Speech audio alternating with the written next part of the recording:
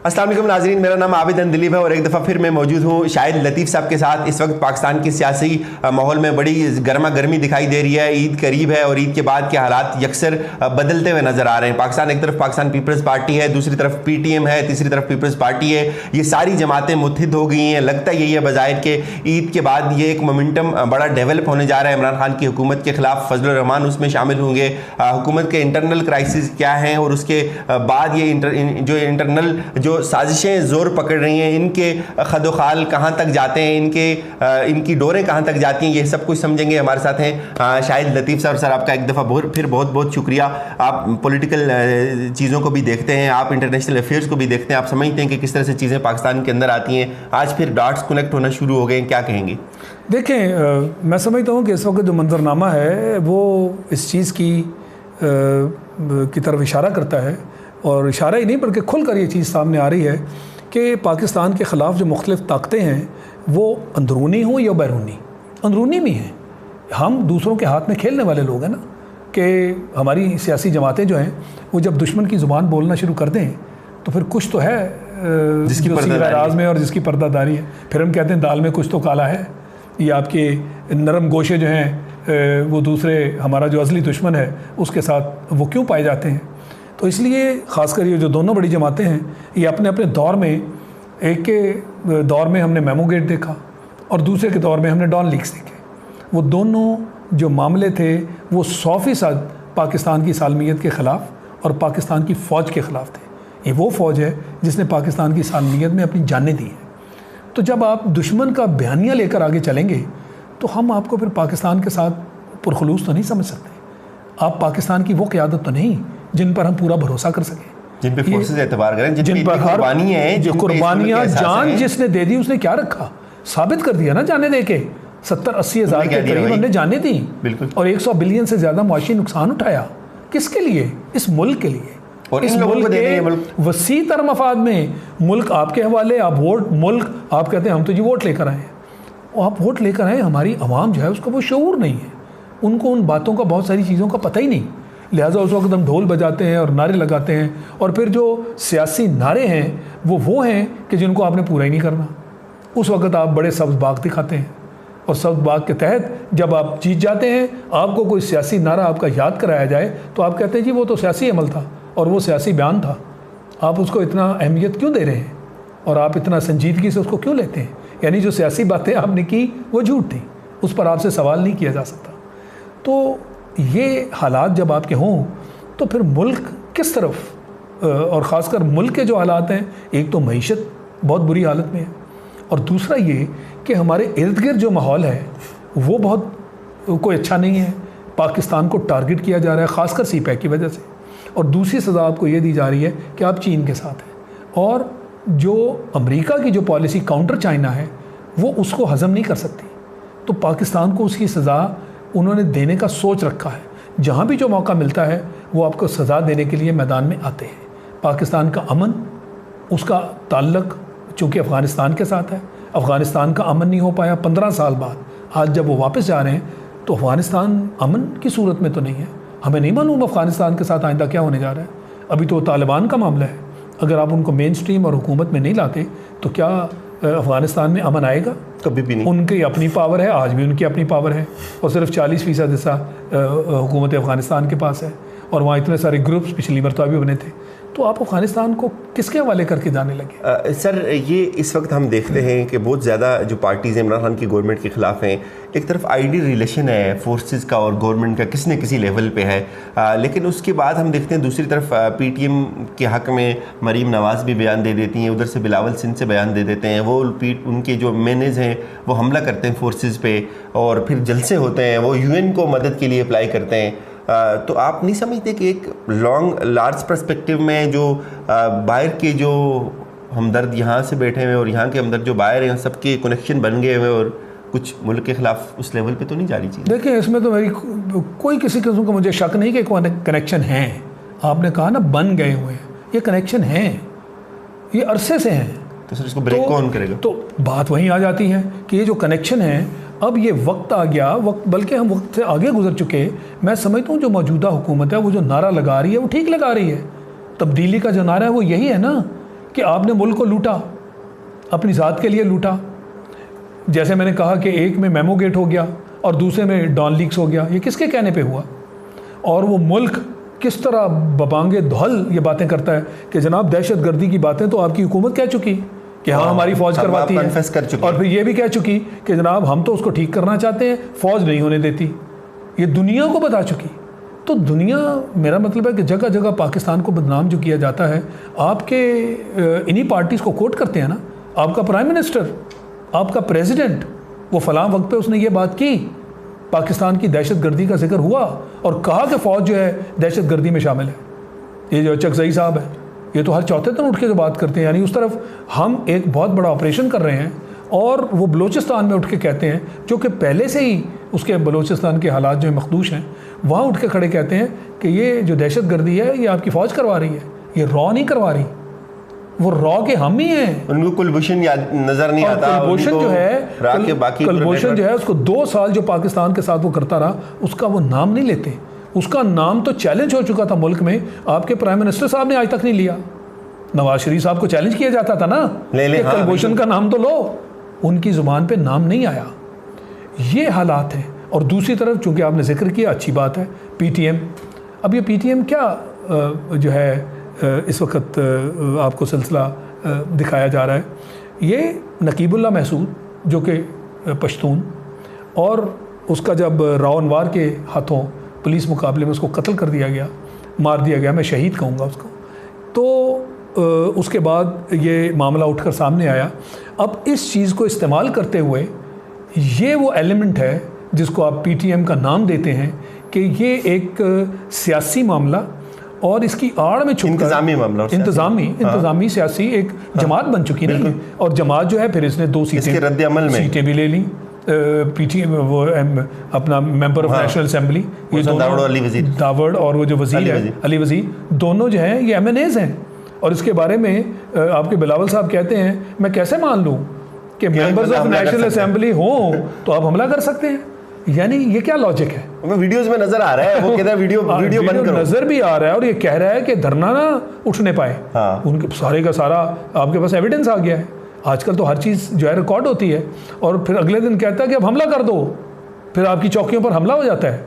ये आपके MNAs हैं जिनके बारे में बिलावल साहब जो हैं उनकी सपोर्ट कर रहे हैं। सर, ये क्या लॉजिक है? जिस बुनियाद पे जमात बनी हुई है, यानी कि रावल अनवार को पकड़ो, वो कहते हैं रावल अनवार हमारा बहादुर बच्चा है, और ये साहब कह रहे हैं। देखिए, मतलब समझ नहीं आती किस तरह से ट्राइका बन गए, सारे मिल गए, और फिर रियासत के खिलाफ सर बगावत शुरू हो गई है। अगर सियासी हुकूमत के खिलाफ बात होती, उनके फैसलों पे तनकीद होती है, फिर तो बात समझ आती। नहीं, मैं ये समझता हूँ कि ये बहुत ही बड़े बड़े जुर्म इसके अंदर आ गए हैं, यानी बगावत भी है, गद्दारी भी है और दहशतगर्दी भी है। सर, फोर्सेस पे क्यों सब्र करी? क्या तीनों जुर्म जो हैं इंतहाई संगीन है। अब मैंने कल भी एक टीवी प्रोग्राम पे ये बात की है कि तकाजा ये है कि इस मामले को हुकूमत जो है पार्लियामेंट में तरजीही बुनियादों पर, क्योंकि उस दिन आपके जो DGISP आ रहे हैं, उन्होंने कहा जी सारे सबूत हैं। जो उन्होंने ब्रीफिंग दी थी, उन्होंने बताया था ना कि हमें मालूम है कि कौन किस जगह गया, कितने पैसे किससे लिए। सही, तो वो गलत बात तो नहीं कर सकते, जाहिर है। वो तो हकायकी, और उनके यहाँ ISI है दुनिया की एक बहुत बड़ी इंटेलिजेंस एजेंसी, उनके पास वो चीज़ें हैं कि उन्होंने वक्त और जगह और जिसने लिए वो सारा तयन है उसके अंदर। और उन्होंने कहा देयर टाइम इज़ अप। जब उन्होंने उस दिन ये कर दिया, महीना हो गया उनकी वार्निंग दिए हुए, तो इस महीने में क्या कदम उठाया हमने? और ये कदम किसने उठाना था? गवर्नमेंट, हुकूमत का फ़र्ज़ है। रियासत को नुकसान पहुंचाया जा रहा है। हुकूमत ने सबसे पहले, मैं समझता हूँ, DGISPR को पार्लियामेंट में बुलाते, उनसे ब्रीफिंग लेते। बताएं कि अगर DGISI जो है वो ब्रीफिंग्स दे सकते हैं जाकर, नहीं ISI की मैं पुराने वक्तों की बात बिल्कुल, अगर हमारे आर्मी चीफ सेनेट में जाके बैठ सकते हैं, तो क्यों नहीं इनको बुला के पूरी पार्लियामेंट के सामने सबूत से साबित किया जाए, ये सबूत है, वो दिखा दें, इन कैमरा ब्रीफिंग करवा लें अगर आप चाहते हैं कि थोड़ा सा सीक्रेट रहे। और जब ये तय हो जाए, फिर कोई है जो कहे कि हाँ अब इनको सज़ा नहीं मिलनी चाहिए, कोई भी। और सज़ा क्या है? जो कौम के साथ गद्दारी करे, जो बगावत करे और दहशतगर्दी कौम के साथ, उसकी सज़ा क्या है? जो दुनिया देती है, जो दुनिया देती है, वही एक सज़ा जिसको आप मिसाली सज़ा कहें। बिल्कुल। इनको कुचलें, क्योंकि ये जरासीम हैं। ये PTM बजाते खुद मानते हैं हम सियासी जमात है, हम चाहते हैं वो सियासी जमात रहे। लेकिन सर सियासत करे ना फिर। और ये वो पश्तून हैं जो कि बहादुर भी हैं। ये फाटा के जो लोग कबायली हैं बहादुर लोग हैं। आफ्टर ऑल इन्होंने कश्मीर की जंग लड़ी थी 1948 में, खुद भी उस वक्त हमारे पास फौज जंग देखी भी है, बड़ी मुसीबतें भी उठाई हैं। हम नहीं चाहते कि उन पर कोई किसी किस्म की सख्ती हो, मगर ये वो MQM वाला मामला है। हम नहीं कहते MQM एक सियासी जमात है, मगर उनका जो लीडर था वो क्या था और वो क्या करता रहा, फिर हिंदुस्तान के साथ मिलकर पाकिस्तान के ख़िलाफ़ क्या क्या साजिशें होती रही। तो मैं ये समझता हूँ कि ये लोग जो चंद इस तरह के लोग जो इस प्लेटफॉर्म को गलत काम के लिए इस्तेमाल कर रहे हैं, इनको यहीं से पकड़ लें और इनको सज़ाएं दें, इनको फ़ारिग करें। ये जीने के हकदार नहीं हैं। और ख़ासकर जो आप असेंबली में आपने हलफ लिया हुआ हो, नेशनल असेंबली में, और फिर उसके बाद ये आप काम कर रहे हो, तो इसलिए वो एक गुलालाई औरत भी है, वो भी इसी ग्रुप में शामिल है। तो मकसद ये है कि ये PTM इसको अगर आप फौरी तौर पर नहीं कुचलते तो फिर आप वही काम करने जा रहे हैं और जिसका खमियाजा आपने भुगता MQM का। तो इसलिए ये लोगों के ऊपर मैं इल्ज़ाम नहीं दे सकता। ये चंद लोग हैं जो दुश्मन के हाथों में हैं। ये BLA है, वही काम जो बाहर के मुल्क जाके वो दुश्मन के सामने बात करते हैं और वहाँ से फ़ंड भी लेते हैं पाकिस्तान को डिस्टेबलाइज़ करने के लिए। ये वही है, ये रिपीट हो रहा है उस काम का।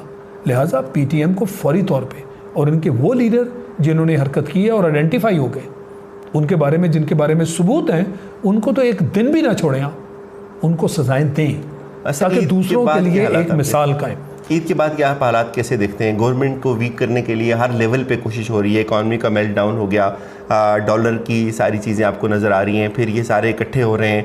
अफसारी के बाद फजल रहमान ने भी कहा कि भाई ईद के बाद हम निकलेंगे, मार्च करेंगे। तो इस तरह से ये मुल्क दुश्मनी की तरफ नहीं जा रही? सारी इमरान खान के बोगज़ में है या फ़ौज के बोगज़ में कर रही है, मुल्क के बोगज़ में? नहीं, मेरे ख्याल में चूँकि इस वक्त इनका नारा सियासी है और हमें इनको देख लेना चाहिए। आएँ, आप सड़कों पे आ जाएं। नहीं सर, मुल्क का हाल इन्होंने यहाँ तक पहुँचाया, तो असल बात ये है कि अब ये लोगों के ऊपर है कि लोग इनका साथ न दें।